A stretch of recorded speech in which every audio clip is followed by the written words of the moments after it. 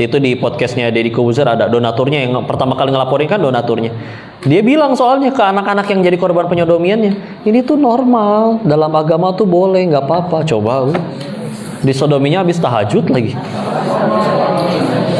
Kan makanya Ustadz Fatih Karim sampai marah sekali, biadab sekali ini orang, ya.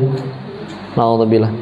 Anak-anak Bu, kecil, polos, nggak ngerti. Oh, apa ternyata memang seperti ini ya caranya hidup di pondok tuh ya. Dengan cara punten ya, mohon maaf disodom. Nah, makanya aturan itu ada, mana akhirnya mana boleh, mana tidak, ya, supaya agar jangan sampai jadi ada yang seperti itu, ya. Karena kalau semuanya semua serba boleh beribadah dengan kreativitas masing-masing, ya, kita bisa seenak yang ngubah dan akan jadi seperti apa agama ini kalau misalkan semua bebas beribadah sesuai kepengen kreativitas masing-masing. Jadi udah paham dulu ya kenapa bahasan bid'ah itu ada memang saudara-saudara kita yang memang benar-benar vokal sampai keras banget memerangi gitu bahkan istilahnya. Karena kita mesti pahami dulu, oh iya memang juga kalau semuanya serba boleh. Dan alasan perpecahan kan ketika akhirnya salah satu alasan orang tuh gampang berantem ya, ketika ada seseorang yang jelas-jelas nabi terakhir adalah Rasulullah, tapi orang menganggap orang itu sebagai setara dengan nabi. Karena punten ya, ada yang kepada kiainya, mana bagi dia adalah dia itu kiainya, itu sampai disuruh lompat ke jurang, sampai disuruh ya tadi ya, untuk dinikahi, ditiduri dengan dia pun mau rela, ya, mau rela. Maka na'udzubillah kan apa efek sampingnya kalau sampai terjadi kayak gitu kan. Makanya kita nanti misalnya ngelihat, oh kenapa ya di Sumatera kayak ibadahnya agak, ini masih sama-sama di Indonesia, oh di Jawa Timur begini loh, tapi waktu saya ke Aceh atau ke Sumatera atau Sumatera belah mana kayak agak beda gitu urutan atau bacaannya dan yang lain-lain, ya. Ya karena mungkin ya akhirnya dulu nggak ada komunikasi, semua saling terus sepengetahuan, maka akhirnya jadi dianggap jadi kayak suatu aturan, padahal ya bisa jadi cuma pilihan. Kayak misalkan memang ada beberapa hal yang dicontohkan dan memang dicontohkan itu ada lebih dari satu contoh. Contoh ketika habis dari i'tidal sami Allahu liman hamidah, lalu pengen sujud, kan ada dua pilihannya, boleh turun tangan dulu, boleh turun lutut dulu. Misalkan di satu daerah kiainya memang dari dulu turunnya lutut terus, sampai itu udah puluhan tahun gitu. Sampai akhirnya menganggap, oh berarti harus lutut dulu. Tiba-tiba dia ke satu daerah, ke Sulawesi misal, oh yang turun tangan dulu, berantem, nggak bener nih, ini sesat ya kayak gimana? Loh, makanya bisa jadi ini pentingnya ilmunya. Karena ternyata memang ada juga yang memang dicontohinnya lebih dari satu, ya. Dan dua-duanya itu ada di hadis riwayat Imam Abu Daud. Satu di hadis nomor 838, satu di nomor 840 dan 841. Ya, memang nabinya nyontohinnya dua. Nyontohinnya dua itu ketika beliau masih lebih muda, turunnya lutut dulu. Ketika nanti sudah memang usia sudah lebih sepuh, kan kalau dari ilmu hadis tuh ketahuan mana yang lebih dulu Nabi ucapkan, mana yang akhir-akhir menjelang beliau wafat. Bisa ada ilmunya untuk bahas itu. Ya namanya mungkin sudah usia bertambah, lutut udah mulai bermasalah, ya sudah, kira turun tangan dulu. Jadi boleh ternyata dua-duanya. Jadi ya memang perlu ilmu untuk supaya jadi itu begitu beda, tinggal langsung berantem gitu, ya. Karena memang ada yang beda yang benar-benar ini ternyata sesat. Ada yang memang ternyata oh emang dari Nabi juga contohnya lebih dari satu, gitu, ya. Ya Ibu, bahasan tentang ketika akhirnya kita sholat terus Al-Fatihah kan, itu bahasan terkait apakah bismillahnya dijaharkan atau tidak. Ada yang bismillah tetap ada tapi Bismillahirrahmanirrahim, Alhamdulillahirabbil alamin. Ada yang benar-benar nggak baca, ya. Itu tentang itu aja kalau dikumpulin semua hadisnya kurang lebih ada sekitar 70 hadis, ya, dengan sekian banyak riwayat. Oh ya udah, terus berarti kan kudu luar biasa kita kumpulin dulu semua hadisnya, dicek mana yang paling kuat. Nah kita cara ngecek hadis ini sahih atau enggak juga nggak tahu ilmunya, belum belajar mustalah hadis, minimal ya udah jangan berantem, ya. Seperti itu, ya. Nah, baik. Tadi sudah hadis yang pertama itu dari Aisyah radhiyallahu anha, itu diriwayatkannya di riwayat Bukhari, Muslim dan Abu Daud, ya. juga di Ibnu Majah dan juga Muslim. Lanjut ke hadis selanjutnya. Ini lebih panjang ya. Ini cerita lagi di Haji Wada, Nabi itu khutbah. Apabila Rasulullah SAW berkhutbah, jadi berkhutbahnya tuh yang benar-benar berapi-api kayak orasinya Bung Tomo gitu ya. Bahkan ini lebih menjiwai lagi. Makanya kedua mata beliau memerah, suaranya keras, kemarahannya memuncak. Seolah-olah beliau adalah pemberi peringatan kepada pasukan yang berkata, musuh telah mendatangi kalian di pagi dan sore hari. Dan beliau bersabda, aku diutus sementara aku dengan hari kiamat adalah seperti ini. Udah deket banget ya. Maka, nah kira-kira nih, kalau Nabi aja nggak nasehatin sampai matanya berapi-api, maka kira-kira nih amalan apa yang bakal Nabi nasihatin? Baru dijelaskan. Amma ba'du, sesungguhnya sebaik-baik ucapan adalah kitabullah. Ya. Jadi sebaik-baik contoh ada dari Al-Quran. Dan sebaik-baiknya huda, petunjuk adalah hadi Muhammad, petunjuknya Muhammad SAW. Ya. Sehingga itu dia tadi ya, dari dua hal tadi, kalau sudah ada dari Al-Quran, dari hadis, sudah cukup saya lakuin. Karena ada Al-Quran dan hadis. Imam Syafi'i sendiri dengan kejeniusan yang luar biasa berkata, pendapatku adalah apa yang ada di Al-Quran dan hadis. Kalau kalian mendapati aku tidak sesuai dengan Quran dan hadis, maka jangan ikuti saya. Imam Syafi'i itu teh. Ya. Kayak kalau misalnya ada yang kudu ikut saya, kalau udah ngaji di sini nggak boleh yang ngaji di tempat lain. Oh, itu tanda tanya. Salah satu ciri ya. Silakan. Ya. Walaupun kita juga harus dampingin dengan ilmu supaya akhirnya kan suka ada yang bilang ya udahlah ikut aja yang mana aja, ambil baiknya, yang buruknya nggak usah diambil. Masalahnya nggak semuanya punya alat untuk mencari tahu mana nih yang ini tuh baik betulan, yang maka boleh bisa diambil, mana yang untuk ngefilter, oh yang ini jangan. Makanya kalau misalkan ada beberapa kitab yang kayak kita bahas terus pengen dikaji, suka ada yang bilang kan, oh itu kitab itu bukan untuk pemula. Karena memang bahasannya ya gimana ya, bisa akhirnya bikin kita ntar keblinger. Ya, karena waktu di zaman para ulama setelah Nabi wafat, tabiin lewat, terus kan ada memang filosofi Yunani itu pada masuk tuh, yang sibuk mempertanyakan segala-galanya. Kenapa ya sholat asar 4 rakaat? Kenapa Allah turun di sepertiga langit, sepertiga malam? Kalau sepertiga malamnya di Arab kan di Amerikanya masih pagi, terus Allah turunnya gimana? Kayak gitu dipikirin, coba buat apa? Tangan Allah apa ada hadis kan bahwa hati manusia itu dibulak-balikan di jari jemari Allah. Jari jemari Allah kayak gimana ya? Itu dipertanyakan semua. Sampai akhirnya bikin orang tuh ya ninggalin sholat karena sibuk aja mempertanyakan segala hal itu. Ya. Makanya akhirnya kan ditantang. Oh, berarti silakan kalau pengen baca yang kayak gitu-gitu, ya, pemikiran-pemikiran yang dari luar, sebaiknya kita bahas dulu pondasi kita yang kuatnya kayak gimana supaya akhirnya enggak gampang akhirnya malah jadi punten Bu. Ada beberapa orang akhirnya belum pernah ngaji, baca buku-buku filosof dari Yunani dari mana punten, akhirnya jadi ateis, akhirnya jadi gimana? Karena alhamdulillah. Maka dilanjutkan, aku lebih berhak terhadap setiap mukmin daripada dirinya. Barang siapa meninggalkan harta, maka untuk ahli warisnya. Dan barang siapa meninggalkan hutang atau keluarga, maka urusannya diserahkan kepadaku dan hutangnya menjadi tanggunganku. Ini Masya Allah ya. Nabi itu bilang, kalau misalkan ada orang, aku tuh jadi tanggungan bagi aku, menanggung semuanya. Kalau misalkan kalian meninggal punya warisan, itu untuk anak-anak kalian. Tapi kalau kalian meninggal punya hutang, aku yang nanggung hutangnya. Nabi ya. Masya Allah. Masya Allah. Ya.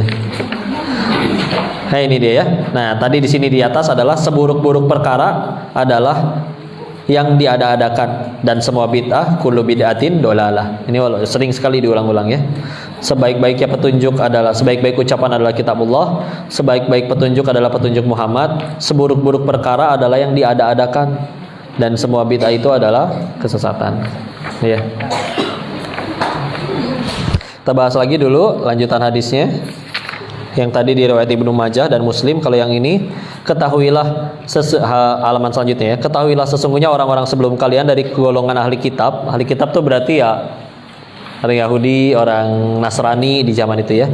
Berpecah belah menjadi 72 aliran. Dan sesungguhnya umat ini akan terpecah menjadi 73. 72-nya di neraka, satunya di surga. Nah ini dia kan repotnya ya. Masalahnya semuanya nanti ngaku benar. Yang Syiah mengaku dirinya benar, ya. Yang benar kan makanya adalah di sini al-jamaah, maksudnya adalah ahlus sunnah wal jamaah. Masalahnya ternyata semuanya ngaku-ngaku ahlus sunnah wal jamaah. Makanya udah berarti gimana? Udah setiap beres sholat jangan tinggalkan doa ini ya. Ya Allah, hamba bodoh. Hamba tidak tahu mana yang paling kau ridhoi dengan keterbatasan hamba. Maka ya Allah, pertemukan hamba ya Allah dengan ilmu, dengan guru, yang dengan ilmu dan guru tersebut membuat hamba tambah diridhoi olehmu ya Allah. Istilah, nanti biasanya ketemu. Ya. Kalau doa benar-benar tulus, minta petunjuk ya. Nah, salah satu doa yang benar-benar gak akan ditolak kan minta hidayah, minta petunjuk. Kita bisa minta duit, bisa jabatan, bisa minta popularitas, tapi kita malah minta petunjuk untuk hati kita. Oh, itu gak akan Allah sia-siakan. Ya. Ketika akhirnya sudah turun petunjuk, istilah, nanti ketemu dengan, ya mungkin dia bukan yang pandai bicara, bukan yang mohon maaf ustadz yang masuk televisi atau gimana, tapi kok kalau belajar dengan beliau hati kita nyaman, ya. Hati kita nyaman, bikin kita yang tadinya malas sholat kok jadi pengen sholat. Udah indikator paling awalnya itu aja, ya. Memang betul yang banyak bukan berarti benar, ya. Jadi bukan berarti yang punten kajiannya rame banget berarti benar. Oh, itu juga belum tentu, ya. Tapi ibarat kalau misalkan memang patokannya memang Al-Quran dan Sunnah ya, Quran dan hadis. Masalahnya kalau kita ngerti Al-Quran dan hadis belum. Udah gitu kita orang baru nih, baru pindah ke Bogor, pengen ngaji, bingung kan, ustadznya yang mana nih? Memang ada boleh salah satu nasihat, ya sudah, ikut yang banyak dulu aja. Nanti sambil pelan-pelan dirasa semenjak ikut ngaji sama dia tuh kita gimana? Tambah dekat sama Allah enggak? Atau malah makin rajin ngumpat orang? Dasar kerudungnya nggak bener, masa sholat kayak gitu mana diterima? Oh, itu udah bukan ranah kita. Kalau itu kita ngaji bikin kita kayak gitu, itu udah jadi pertanyaan, ya. Karena ibarat begini loh, katanya yang banyak itu belum tentu bener. Kok kalau misalkan baru pindah kita ikut yang banyak dulu? Karena misalkan gini Bu, kita masalahnya baru di situ, nggak tahu yang mana. Ibarat ibu nyari soto, terus karena ibu nyari kalau soto yang paling enak di mana? Tahu-tahu lewat kedai soto, kok yang itu ramai banget. Ada sesuatu mungkin yang bikin orang tuh sampai segitu berbondong-bondongnya ke sana. Maka sebetulnya sah-sah aja misalkan, ngaji katanya misalkan ke ustadz yang itu karena ternyata kok ramai terus ya setiap kali dia ngadain majelis kajian. Memang ada orang yang benar-benar ikhlas tulus lillahi ta'ala, akhirnya memang Allah gerakin hati orang pengen datang berbondong-bondong ke kajiannya. Atau juga memang ada orang yang sekedar pandai bersilat lidah aja, jadi orang pengen datang padahal bisa jadi isinya tidak baik juga. Nah, makanya pelan-pelan kalau misalkan benar-benar awam, bingung baru di suatu tempat, silakan untuk di awal boleh. Tapi nanti indikator selanjutnya, lihat gimana kita ke Allahnya, gimana kita ke manusianya. Ya, jangan sampai ngaji sih ngaji, tapi makin jago nyari kesalahan orang lain. Bid'ah tuh, neraka tuh. Padahal seharusnya kan tujuan kita ngaji juga untuk makin tahu kekurangan diri, bukan makin jago nyari kekurangan orang. Nah, kita meninggal nggak ditanya kekurangan orang, Bu. Ya, dan ngelihat kedekatan kita dengan Allah. Ya gitulah ya. Maka silakan tetap belajar sebanyak-banyaknya sambil punya ilmunya agar supaya tahu mana yang boleh diambil, mana yang tidak. Tapi kalau indikator yang paling sederhananya mah udahlah. Nah, seharusnya guru yang baik, ilmu yang baik bikin kita tambah banyak sujudnya. Tambah pengen dekat sama Allah. Bukan makin sering kita kotor hati. Oh, ternyata yang bener gini. Berarti saudara-saudara saya yang lain tuh masih gitu amalannya ngaco semua tuh. Aku nggak mau main-main sama yang pada ngaco-ngaco gitu.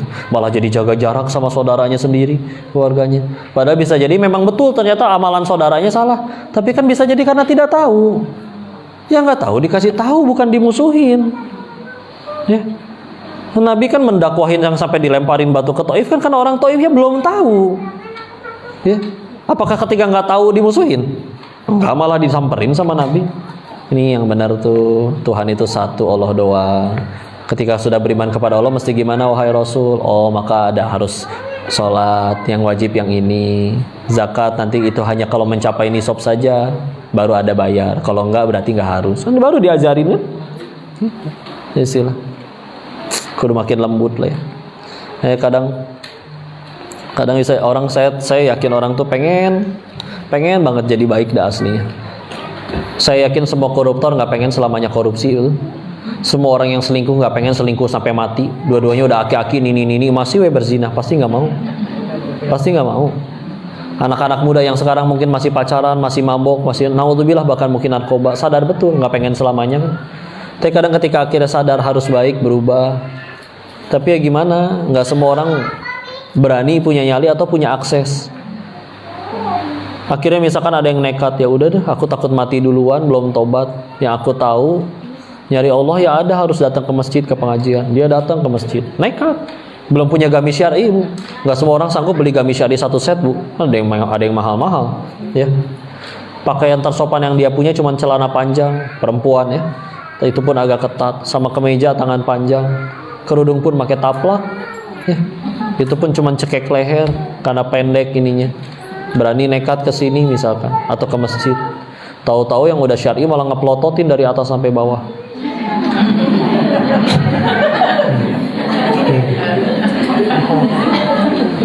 Mau ngaji apa mau joget TikTok? Julid ya. Sakit hati dia nggak jadi ngaji, pergi ke tempat minum-minuman keras. Manajernya ngelihat, di sini tuh tempat hiburan, kamu nggak boleh sedih kayak gitu. Saya traktir minuman sampai kamu tersenyum. Wah. Dia akhirnya jadi mabuk, terus mikir, kenapa di tempat maksiat malah lebih baik orangnya daripada yang katanya di tempat baik. Itu kalau si perempuan itu maksiat masih keinget sakit hati sama julitan si ibu tadi dimintain tanggung jawab nanti sama Allah atas dosanya orang itu. Kalau Allah mau bisa dia yang soleha, kita yang ngaco, Bu. Kita ditolong sama Allah, dikasih hidayahnya. Kalau Allah nggak mau kita kesini, gampang loh, Bu. Bisa dibikin kunci motornya hilang, atau motornya hilang sekalian, atau ibunya hilang sekalian. Misalkan ya. Nyampe nggak tapi kesini? Nyampe. Tanpa terpaksa. Ada yang jalan kesini naik motor harus jatuh dulu tadi? Enggak, aman. Meskipun ibu sen kiri belok kanan. Coba. Ibu sen kiri belok kanan lebih sering celaka atau selamat, Bu? Selamat. Allah tuh sayang sama ibu. Aslinya mah ibu teh belum boleh naik motor, nggak lulus SIM dah ya tadi. Tapi ini SIM nggak punya, motor jalan nyampe ke pengajian. Ya. Ibu tahu nggak cara tes uji SIM teh kudu gimana? Naik motor terus muterin itu tuh kayak ngebentuk angka 8. Hese, Bu, asli ibu mual bisa. Ya. Orang ngelihat ibu-ibu keluar dari Indomaret parkir mundur aja bingung, kumaha mundurna. Ya. Ini tapi tetap disayang sama Allah. Selamat ibu ya.